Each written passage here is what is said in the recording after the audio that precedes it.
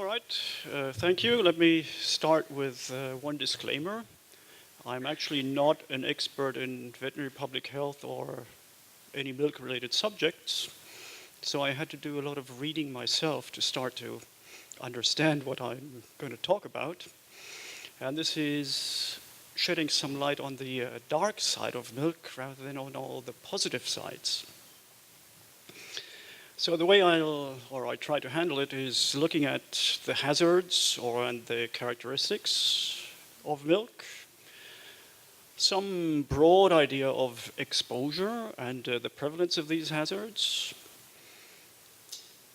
looking for what do we know about the human health impacts or human health burden, and then some very preliminary and probably very generic conclusions and recommendations. So looking at the hazards that come with milk, these are the contaminants, and I put them into two major categories. There are the microbial contaminants, and there are the chemicals. The microbials have the disadvantage that they multiply in the milk. We've seen it's such a great medium for pathogens to grow. And the list can be quite extensive, so I started with the ones we always know, Brucella and Mycobacterium for tuberculosis, then the Campylobacter, E. coli, particularly the Shiga toxin-producing ones, Listeria, Salmonella, Staphylococcus, Yersinia, Cryptosporidium.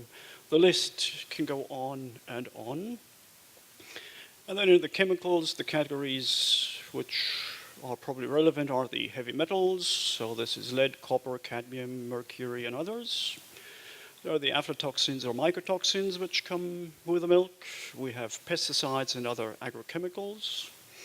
We have drug residues, preservatives which people use, which if you put too much in there, they are a hazard. And again, the list can be extended forever almost. So we have an extensive list of hazards in the milk, or potentially in the milk. And how do they get into there? So there are those which are the result of systemic infections of the cow. So Brucella and bovine tuberculosis, the cow is infected, it is in the body, and with there it gets in the excretions. We have those that get into the milk through contamination or infection of the cow's udder, so the mastitis-causing organisms, Staphylococcus, E. coli, Streptococcus, and so on. And then after harvest, there are those that get into the milk from the environment, so cattle feces, dirt, processing equipment that is not cleaned properly. Insects and rodents on the farm can put or contaminate the milk. And then there are human actions, which I would rate fairly high on the list of risks. And these can be accidental, but they can also be deliberate, as we have witnessed not too long ago in China, for example. So looking at exposure now. So that is humans, what is the average amount of milk consumed per year, and both in terms of whole, which can be processed or pasteurized and non-pasteurized, and processed. So we see that in Southeast Asia, overall annual milk consumption is somewhere in most countries below 25 kg per year, and very often a large share of that is actually processed milk. Now, processed does not necessarily mean pasteurized, it just means in some sort of milk product. Now in East Asia, we see Mongolia with about 150 liters of milk per year per person, and most of that is actually whole milk. So there are relatively high levels of exposure if that milk is not clean. While strangely, for me it was a surprise that Japan and Korea, both having more or less the same per capita income, have relatively different milk consumption rates. And then we have South Asia, with Pakistan really beating the rest with almost 175 liters of milk per year. And then Bangladesh we saw is sort of the laggard there, about 25 liters. So this gives you or us an idea of average milk consumption and with that potential exposure. Just to compare, the average American or US American, I think, drinks or consumes about 250 liters of milk per year. The average European, something like 220. Now, within the average European, I have to mention the Dutch, which consume about 300 liters of milk per year. But these average consumptions, of course, have repercussions when we talk about or when we try to set maximum residue limits, because those limits are based on average consumption plus a safety factor. So if you consume, or if your population consumes 300 liters per year, your MRL should probably be higher than for a population that consumes 30 liters or only 3 liters a year. I'll come back to that later. So now starting with the microbial agents, a very brief recap. So Brucella is concentrated, so it causes systemic infection of the animal, of the dairy cow, or also sheep and goats. It is concentrated in the milk and urine, excreted with also genital fluids. It is a very unpleasant disease to have, chronic fevers, undulating fever, severe illness, and it is not self-limiting. That means you have to see a doctor, otherwise you're not going to self-cure. Now, what do you know about brucellosis in cattle here in the region? So there are countries in which brucellosis is endemic. So these are Bangladesh, China, India, Iran, Nepal, Pakistan. So the vast majority of countries probably would fall in endemic category. That does not mean that every cow everywhere is infected, but that there are at least pockets where brucellosis is constantly present. We have those where it is really a sporadic disease, so that would be in Bhutan, Laos, Southeast Asia. It is much less than South Asia, Republic of Korea, Thailand, Vietnam, so less than 1% of cattle are seropositive. And then some countries have eliminated brucellosis, so Australia, Japan, New Zealand are free. So this is in terms of prevalence in animals. If we look at brucellosis in humans, so the caseload, countries with very heavy caseloads, and here we come to Mongolia. It is on the top of the list, so it is between 10 to 50 new cases in humans per year. We have those which are slightly lower, that's China, India, Pakistan. So that would probably be sort of the South Asian region.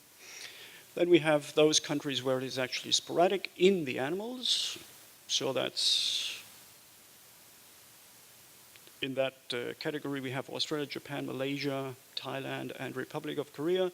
Now, I said New Zealand is free of cattle brucellosis, so there are other species that also carry Brucella. So in Australia, it is Brucella from pigs, and in Japan, it's also Brucella from other animals. So in terms of bovine brucellosis in humans, they would be free.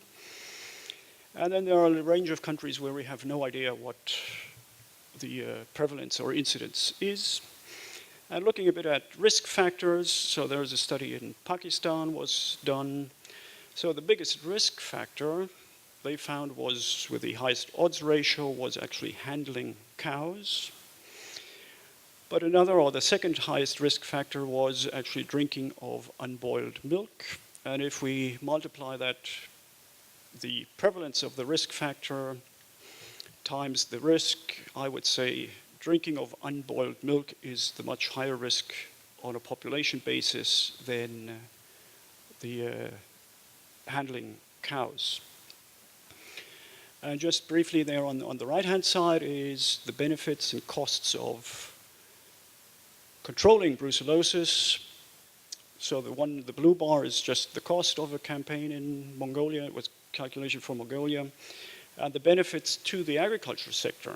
So this is basically in terms of additional production, already is almost double the cost of the vaccination campaign. To that, one has to add the benefits of human health, so less public health costs, less out-of-pocket private expenses for health expenditure, and less loss due to lost earned income when you are in hospital. So now we come to the other pathogens, which are not systemic necessarily in the cow, but they get into the milk. So I'll start with Listeria. Again, coming to the ecology, it is basically a ubiquitous bacteria in the environment. And it has the unpleasant characteristic that it can grow at very low temperatures. So you can keep your milk in the fridge, and if it is contaminated with Listeria, Listeria will grow. It is very unpleasant because, again, it can lead to systemic disease in humans, meningoencephalitis, abscesses, etc. And again, it is not self-limiting. So if you get listeriosis, you can't just lie in bed and hope it goes away. Now let's look at contamination rates with Listeria. So each one on the bottom axis is a study I found that looked at contamination or isolation rates of Listeria from milk. And you see most of the studies, or a lot of them, are done in Iran. Virtually every study could find a small amount of Listeria monocytogenes in milk. And if you look at milk products, there were less studies finding Listeria in milk products, but where they did find them, the contamination rates were higher. And as you see, one was cheeses, the other are ice creams.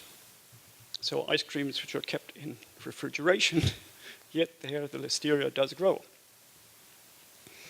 So coming to the next pathogen, sort of a good friend of ours, E. coli. This is a commensal in animals and humans' lower intestinal tract. Now the important ones are the Shiga toxin producing ones. So the one most famous is the 0157, but there are others.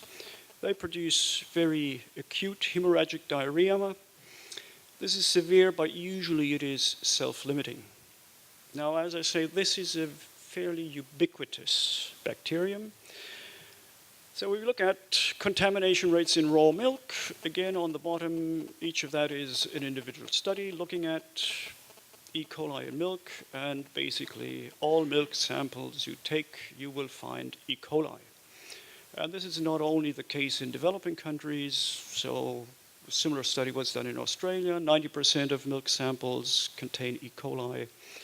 And then you look at milk products.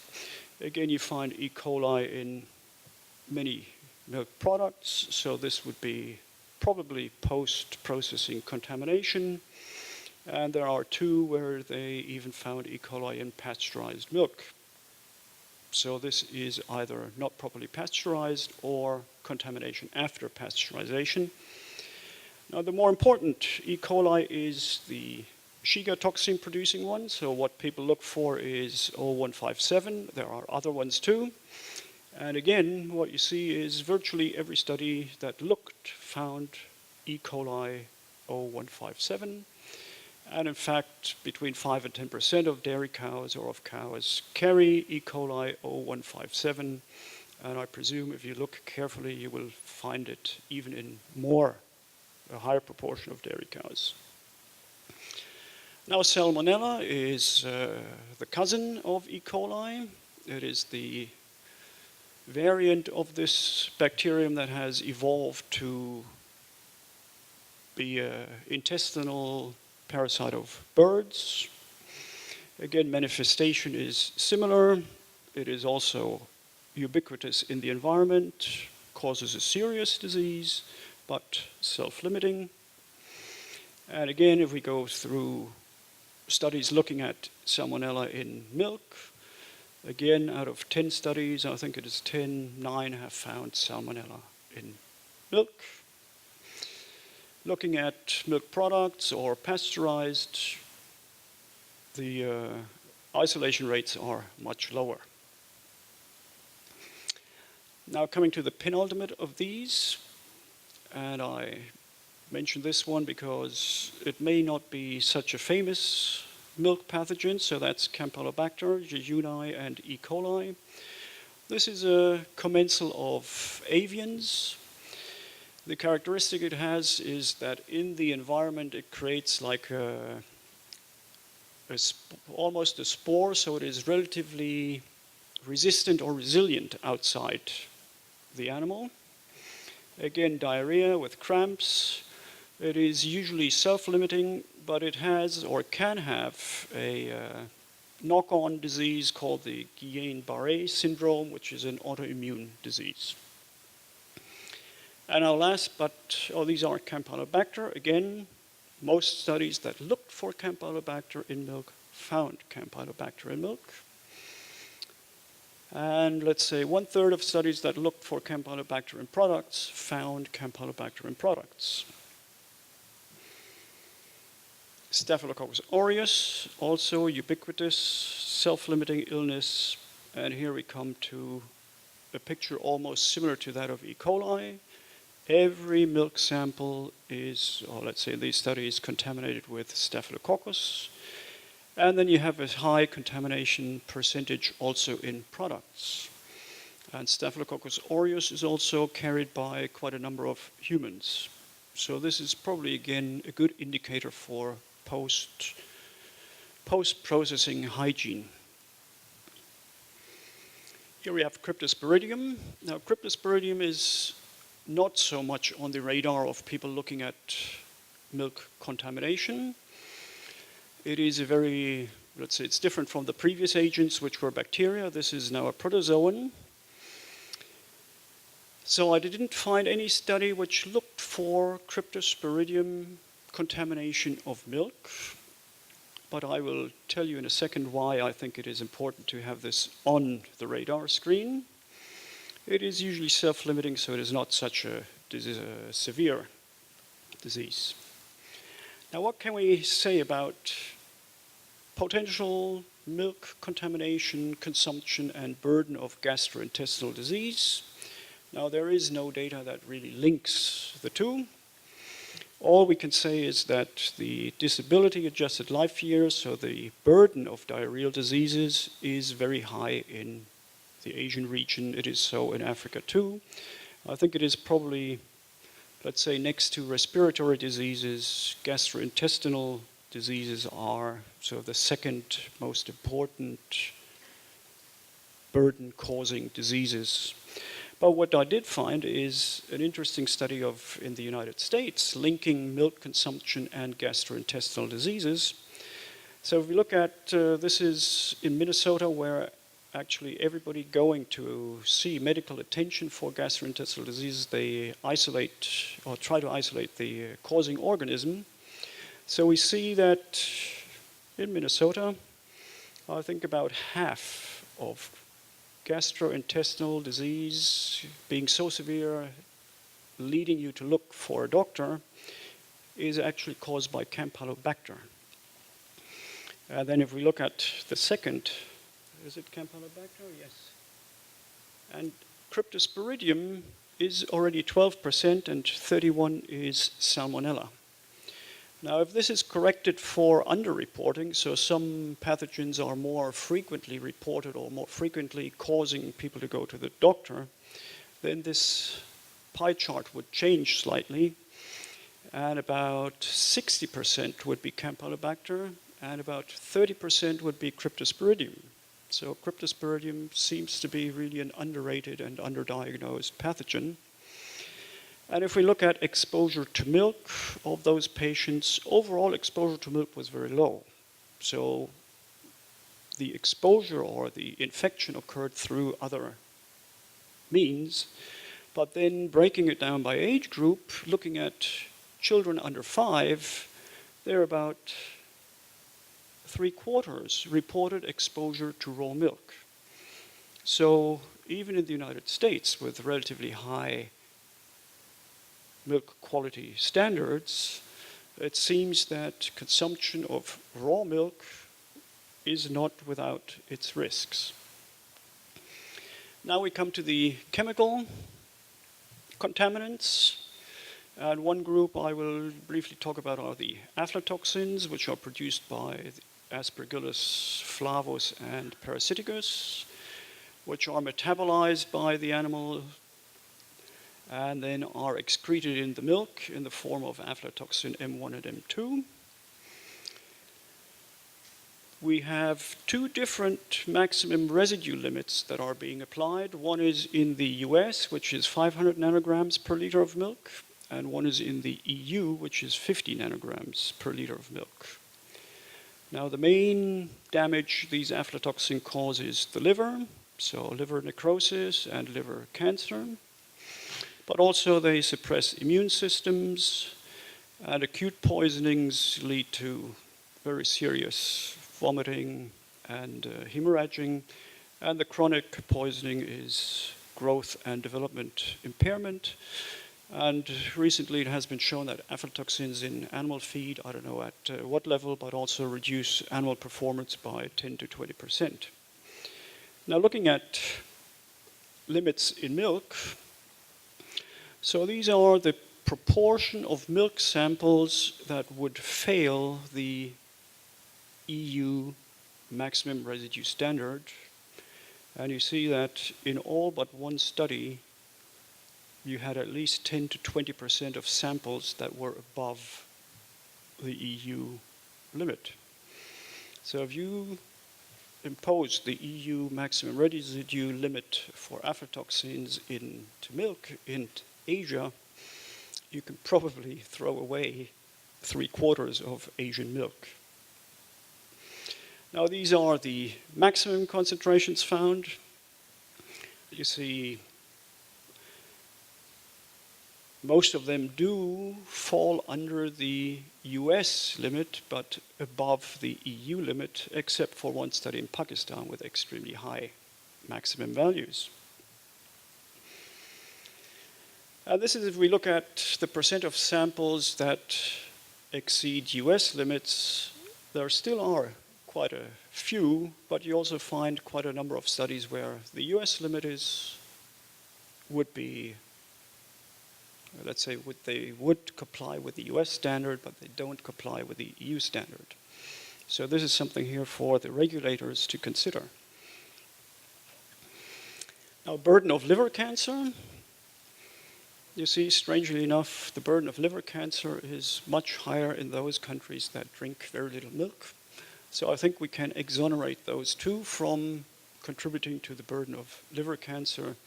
These are other reasons why Southeast Asians have much higher levels than the South Asians.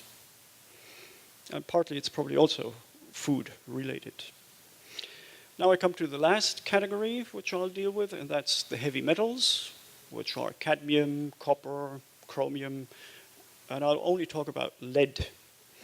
Now, the source of lead in the milk is, of course, lead in the feed mainly, and that is road traffic, coal and gas-fired power stations. It accumulates in the kidney, liver, and bone marrow, interferes again with the development of children. You can have acute poisoning, but you have more is the chronic poisoning. And here the MRL in milk is 20 micrograms per liter. And these are studies looking at lead concentrations in milk. Now I have to tell you that these are studies where people actually selected sites where they expected levels to be high. So these are peri-urban dairies. These are dairies close to industrial complexes. And you see that, most of this was conducted in Pakistan, where virtually, again, every study found mean lead concentration levels to be higher than those permissible in the United States. So in some areas, 100% of samples actually are above what is allowed. So, after this quick run-through, what can one actually conclude for the challenges for the dairy industry? Now, the first, as is very obvious, is obviously one should control brucellosis in dairy animals. That makes sense both from on-farm profit and also public health. The next one is the hygiene along the entire dairy chain. So there is no point in being very strict in one part of the chain and not being so strict in the other part of the chain. And the chain starts with actually the feed. And where do you source the feed? Because if the feed is contaminated with aflatoxin or with lead, it is going to end up in your milk. And aflatoxin is a classical or a very good example for One Health, because apparently if you grow your feed properly, the likelihood of it being intoxicated or infected with these fungi is much lower than stressed plants. I think one thing that needs to be deepened is really looking at chemical residues close to hotspots. And in fact, in China, I think several big batches of milk had to be recalled because of mercury inside, of course also because of aflatoxin. So this is something which, if I were a big dairy producer, I would look at very closely where to place either feed production units or also dairy units. And then one thing I did not talk about very much is actually milk adulteration, which in many countries is probably a very under-addressed problem, because it just makes so much economic sense to add some water. The water is impure, to add some chemical, which then changes your readings. But this is something I'll leave for the next round of discussions. And just to cheer you up, since it is shortly before lunch, this is Salmonella contamination in meat, Thailand. Okay.